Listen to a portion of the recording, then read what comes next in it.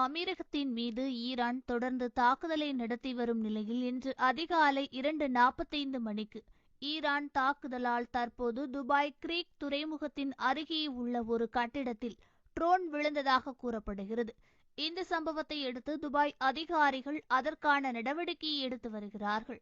மேலும் துபாய் ஊடக அலுவலகம் வெளியிட்டுள்ள தகவலின்படி கட்டிடத்தில் உள்ள அனைவரின் பாதுகாப்பையும் உறுதி செய்வதற்காக தற்போது வெளியேற்ற நடவடிக்கைகள் மேற்கொள்ளப்பட்டு வருவதாக கூறியுள்ளது.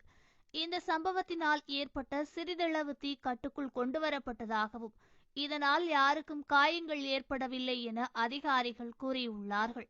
நேற்று துபாய் சர்வதேச விமான நிலையத்திற்கு அருகே 2 ட்ரோன்கள் விழுந்ததில் இந்தியர் உட்பட 4 பேர் படுகாயமடைந்துள்ளார்கள். அதனையடுத்து தற்போது துபாய் கிரீக் பகுதியில் ட்ரோன் விழுந்துள்ளது.